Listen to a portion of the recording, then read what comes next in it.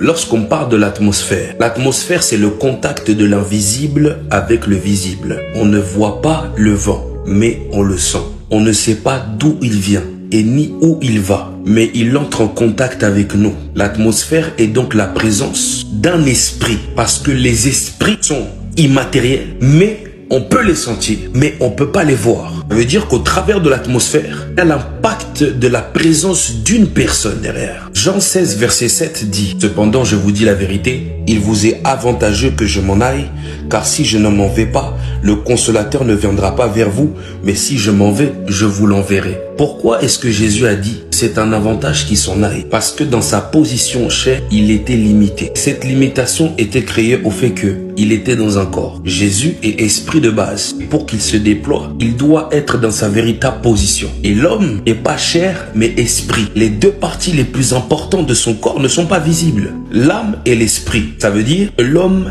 est 2 fois plus conscient de l'invisible que du visible. Car nous sommes 2 fois plus invisibles que visibles. Et vous devez savoir, la chair que nous possédons a été créée par l'atmosphère. Genèse 2, verset 6 à 7 dit « Mais une vapeur s'éleva de la terre et arrosa toute la surface du sol. L'Éternel Dieu forma l'homme de la poussière de la terre, il souffla dans ses narines un souffle de vie et l'homme devint un être vivant. » Quand je vous ai donné la définition du mot atmosphère, on parle de vapeur. Ça veut dire que l'atmosphère s'est levée de la terre. Et cette atmosphère a fait quoi? Elle a arrosé le sol. Elle a conditionné le moyen par lequel Dieu va créer l'homme. La poussière est devenue un moyen de confection grâce à l'atmosphère. Donc l'atmosphère vient amener la vie.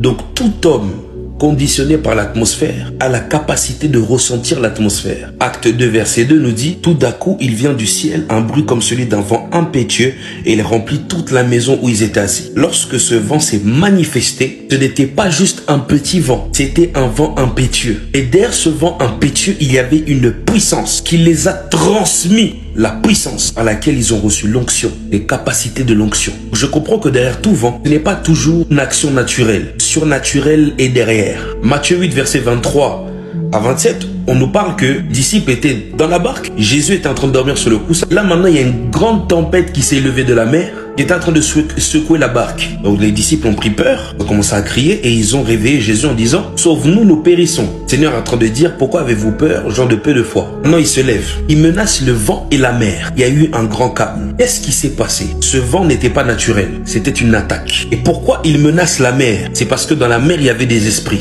Bien aimés, tout vent n'est pas du vent. Donc il est important de comprendre, même si la présence de Dieu est invisible, ça ne veut pas dire qu'elle n'est pas perçue. L'homme peut percevoir, sans voir, c'est comme s'il a vu. Parce que tout ce que l'homme identifie est premièrement invisible. Je peux être ici en train de vous parler. Je vous dis quelque chose. Je m'appelle Moïse Ngoy. Je vais te poser la question. Comment est-ce que tu sais je m'appelle Moïse Ngoy alors que je t'ai pas montré que je m'appelais ainsi? Tu m'as juste entendu mais tu n'as rien vu. Juste pour dire que tout ce qu'on identifie est d'abord invisible. C'est comme ça qu'on peut savoir lorsqu'il y a quelque chose qui ne va pas. L'atmosphère est devenue bizarre. Comment tu sais que l'atmosphère est bizarre alors que tu ne vois pas? C'est un ressenti que tu as vis-à-vis de ce qu'il se passe. Tu sais qu'il y a quelque chose derrière. Donc l'atmosphère peut être ressentie sans percevoir la présence. Genèse 28 verset 16. Jacob s'éveilla de son sommeil et il dit certainement l'Éternel est en ces lieux et moi je ne le savais pas. Certainement que l'Éternel est ici et il ne le sait pas. Pourquoi? On peut savoir que l'Éternel est ici sans le voir mais on le sent. Demandez à Moïse. Il a demeuré 40 jours sur la montagne. Pendant 6 jours, il était dans la même position. Il n'a pas vu Dieu, n'a pas entendu et pourtant il est resté. Qu'est-ce qui a fait que Moïse est resté là? C'est parce que Moïse ressentait que Dieu était là. Lorsque tu ressens sa présence, c'est grâce au sens spirituel. C'est la même qu'on a des sens physiques, l'odorat, le goût, etc. On a aussi des sens spirituels. Le fait que Moïse ressente que Dieu est là, c'est comme si il le voyait. C'est une identification spirituelle. Ça fait qu'il pouvait rester 6 jours comme ça, parce qu'il savait que Dieu était là. C'est là où j'ai compris que l'atmosphère permet de nous conditionner à l'action de Dieu. Parce que l'atmosphère est le commencement de l'action de Dieu. Moïse est sur cette montagne, n'entend rien pendant 6 jours, il ne voit rien. Mais le 7e jour, une voix l'appelle. Pourquoi cette voix l'a appelé? C'est parce que l'atmosphère où Moïse était, là où la gloire de Dieu était présente et la nuée qui le recouvrait, était en train de le conditionner à pouvoir entendre, à pouvoir avoir accès. C'est c'est ainsi ce qui s'est passé dans la chambre haute. Ils ont passé 10 jours à prier. Ils étaient en train de se conditionner à recevoir la puissance. Ils n'ont pas reçu un degré de puissance différent. Non. Ils ont reçu la même chose. C'est ce qui s'est passé à la montagne de la transfiguration. Matthieu 17, verset 5. Jésus, comme il parlait encore, une nuée lumineuse les couvrit. Et voici une voix fit entendre de la nuée ces paroles. Celui-ci est mon fils bien-aimé en qui j'ai mis toute mon affection. Écoutez-le. Pour que la voix se fasse entendre, il fallait que la nuée les couvre. Et la nuée représente cette couche de corps gazeux qui représente l'atmosphère, la fumée. Et c'est ça qui s'est manifesté. Bien-aimés, sachez quelque chose, l'atmosphère peut impacter notre vie, notre manière d'agir et de fonctionner. Si vous êtes dans une atmosphère là où le péché règne, cette atmosphère aura un impact sur vous. Pourquoi? Elle va vous conditionner à pécher. Une personne qui est dans une atmosphère de sainteté, l'atmosphère le conditionne à marcher dans la sainteté.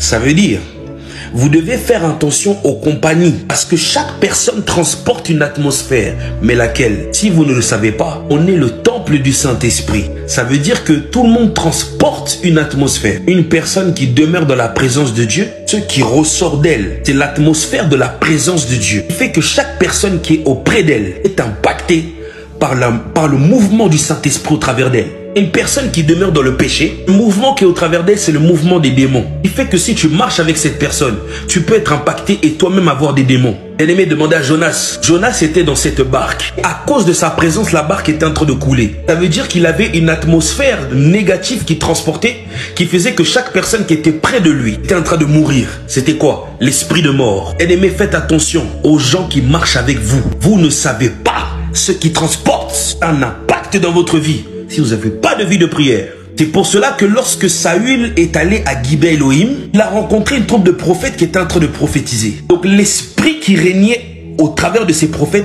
c'était l'esprit de la prophétie, qui fait que chaque personne qui venait là-bas était impactée par cet esprit et se mettait à prophétiser. On disait si Saül était parmi les prophètes. Non, c'était pas un prophète. Mais il pouvait opérer comme prophète. Pourquoi? L'atmosphère nous conditionne à pouvoir opérer comme prophète.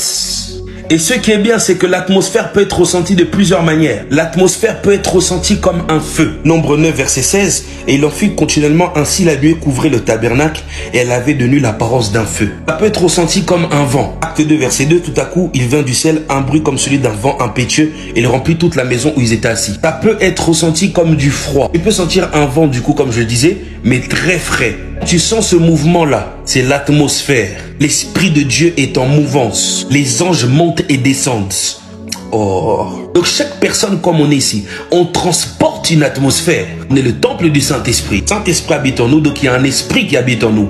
Plus l'esprit aussi qu'on a. Cette atmosphère, c'est le mouvement du Saint-Esprit à l'intérieur de nous et à l'extérieur de nous qui représente du coup l'onction. Et quand cette onction déborde, elle nous donne la capacité de pouvoir être un porteur de grâce. Et lorsque cette grâce est répandue, c'est comme un flot, un fleuve d'eau qui coule et qui peut impacter toutes les personnes qui sont autour. La femme à la paire de sang avait touché le vêtement de Jésus, elle a été guérie. À cause de l'atmosphère qui était en Jésus, a coulé aussi sur les vêtements. Ça fait que lorsqu'elle a touché les vêtements, elle a été guérie. L'ombre de Pierre guérissait les malades et chassait les démons. Acte 5, verset 15 le dit. Tout ce qui avait touché la main de Paul, que ce soit des mouchoirs, des lingettes ou des vestes, chacune de ces choses avait touché Paul. Si une personne malade avait contact avec ça, elle était guérie. Si une personne qui a des démons avait contact avec ça, les démons quittaient les corps. Et même 2 Rois 13, verset 21 nous le dit. On avait enterré un homme dans le sépulcre d'Élisée qui était mort depuis 1 an. Lorsque l'homme a touché les os d'Élisée, il a repris vie. Ça veut dire que l'atmosphère n'est pas que sur les vêtements, n'est pas que dans les mains, mais c'est aussi dans les os. Une personne qui est ointe, l'atmosphère se propage même, oh mon Dieu, même sur les os. Donc bien aimé, j'aimerais dire, vous transportez une atmosphère qui fait que tout ce que tu touches en tant que oint est impacté. Lorsque cette chose est impactée, toute personne qui a contact avec ce que tu as touché ou l'endroit où tu étais assis, elle ressent l'atmosphère parce que tu déposes des amas d'atmosphère un peu partout. Toi qui es un transporteur d'atmosphère. Donc j'aimerais dire à quelqu'un, négligez pas l'atmosphère. Demeure dans l'atmosphère de la présence de Dieu et tu vas transporter une grâce. Ils étaient tellement avec Dieu, la gloire resplendissait sur son visage.